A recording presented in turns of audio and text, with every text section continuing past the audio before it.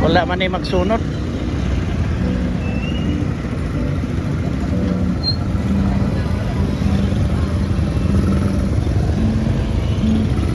Oo naman talin eh.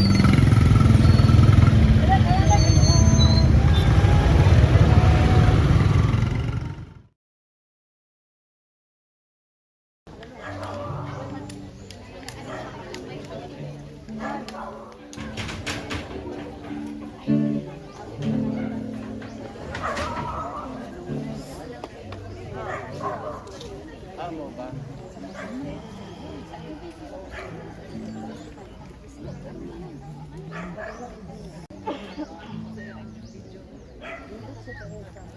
Koday.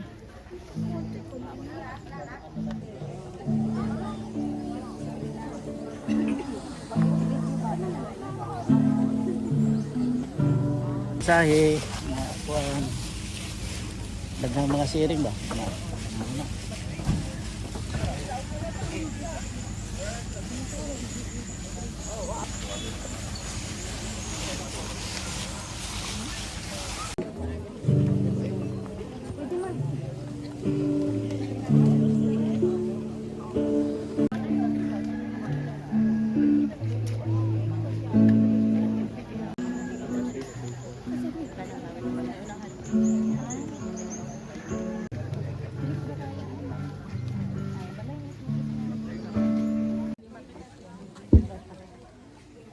Istorya si Brother Eugene, manawag ta sa ngalan sa Ginoo mga igsoon na atong awiton ang New Song 559 kaning I Want to Follow Him.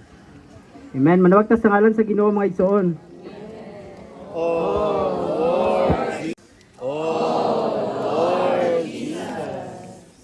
Amen. Atong i-declare ang chorus mga igsoon.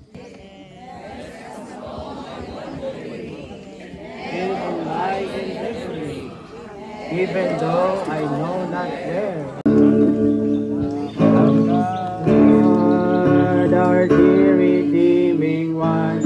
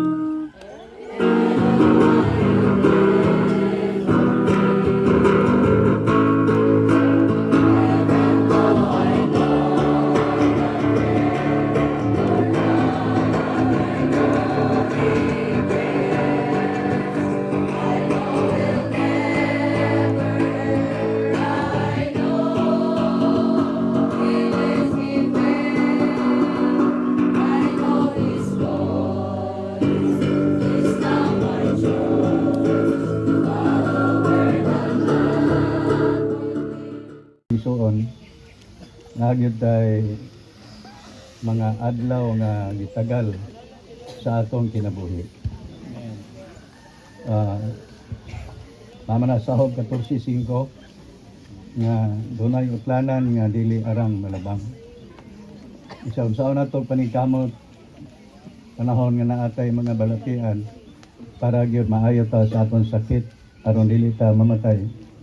Pero kay gitagalan na magyud sa Ginoo nga diha ra kataman, mao nang mabugtuan gyud ta.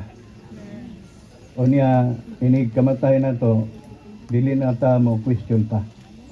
Kay ang kamatayon himbutan sa Ginoo. Ngano man kay ang yawi sa kamatayon naaman sa atong Ginoo. Lamang akong ikasulti kang David, gikuha siya sa Ginoo. sa usa ka bahin. Mga igsoon, unya kining iyahang kamatayon, pag-amping yun ni sa Ginoo. Kay sumala sa mga testimony sa mga igsoon. Di yun ma-question ang pag-alagad ni David. Pangalagad siya sa tanang edad. Di lang sa mga bata, bisan sa mga batanon. Na middle age, bisan sa mga tigulang. Doon na siya yung mga posisyon na iyang gikatampo. No, alang yun sa pagtabang sa mga balaan. Gani, ingon sila nga, saksihan nila nga diha sa Tiguman. Chairman siya diha sa Tiguman na distrito. Nasiksihan yun sa mga isuon nga maayog yun nga ang gihimo ni David sa iyang buhat sa pagpangalagad. Ako ni bati kay ko sa kahintang ni David. Tungod kay pagkamatay silang amahan, gagmay pa sila kayo. Nya kami mo igaatiman nila, gapa-eskwela nila. Pero lahi si David, ang iyang tinguha, man siya naka-graduate sa PTO. Sige migdasig nga mo eskwela para makapadayon sa Malabon. Pero ingon siya, unahon ako ang kuanlo, ang pagpangalagad. Unang ganiha sa gaminsaya nga ato mga isuon. Humanday ta maluwas, kinahanglan doon nagyoy duha ka butang nga atong buhaton. Usa nini mahigugma kita sa Ginoo. Magtukaw sa iyahang pagbalik. Magtukaw po ta sa atong kamatayon. Wala na ni problema alang kang David kay nahigugma gyud siya sa Ginoo. Nagsunod siya sa kordero bisan asa siya kaingon. Niya moadto ta sa service katong sambingay sa katong ulipon nga kasaligan. Basta pa sa pangimatuod sa mga isuon, daghang yung mga kalag nga dadala ni David sa campus. O niya sa ubang mga distrito, mga timan sab siya, o niya dili lang ang mga kalag na luwas pinagi niya, kundi nagpabilin po diha sa iglesia. O sa kini kapag niignan bisan sa mga batanon nga wa maguta mahibalo kano sa kwaon sa Ginoo. Masama ta kang David nga ready na. Makain ko nga okay ra pod ang mga pagpahiluna sa Ginoo. Dili gyud ta ka himo og daghang mga pagpangutana ngano tungod kay pagpahaluna sa Ginoo tanan. Sa akong hubad-hubad basin og kanang magpadayon pa si David o niya mahugawa na Hinuon ang iyahang pagpangalagad. O na magkain ko nga si David nagkapahuway na dayon pahuway na tanan o niya magkasiguro ta nga si David naanagyod sa kamot sa Ginoo. Amen. So, naghulat na lang ni sa sikreto nga pagbalik sa Ginoo nga malalin ang mga mananaog para maghari uban ni Kristo. Di ba ang mga mananaog, ang mga nangamatay, pahulay sila dito sa Hades, sa pleasant section. Pero sa sekreto nga pagbalik sa Ginoo, lalinon sila. Unahon gani sila banhaw. Dayon, adto sila sa ikatulong langit. Nakita mga buhi nga nabilin, niya, kwaon ta sa Ginoo, mag-usa taon niya dito. Ginoo ra gyud nasayod. Basta buhaton gining duha ka butang natandog kay ko sa gisir sa atong mga isuon ganiha. Nga kinahanglan gyud ita nga mahigugma sa tibuok natong kasing-kasing. So katong wa na manigom balik tag tigom. No, balik tag paymulo sa Ginoo. Kay kung tan-aw nato ro nagkahintang sa kalibutan murag nagpakita nga hapit na ang Ginoo. Gawas nga hapit na ang Ginoo kay mabalik man siya sa mas kawatan. Ang atong kamatayon sama pos kawatan, no? Kwaon ta sa Ginoo, wala ta masayon, usa naginhalan kita sa pagpangandam. Tapusan mga igsoon, daghan kay mga kabalaka sa unsaon sa pagpahalo na ni David.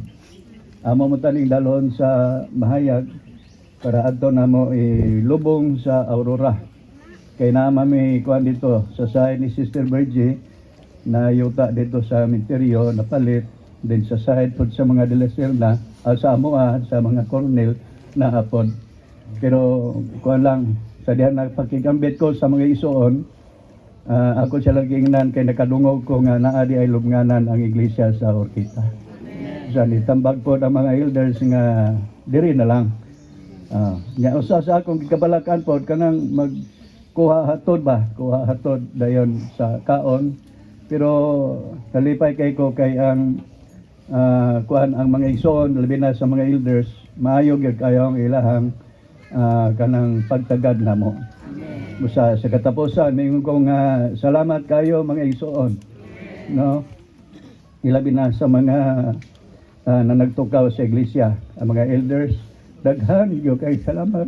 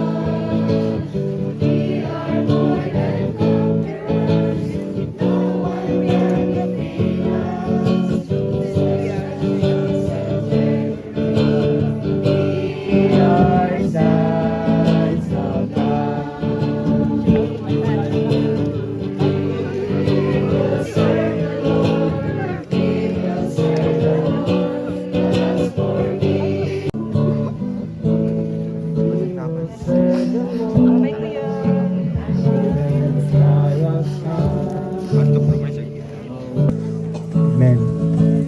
Lord, I need you today ang itong isunod mo ito. Then,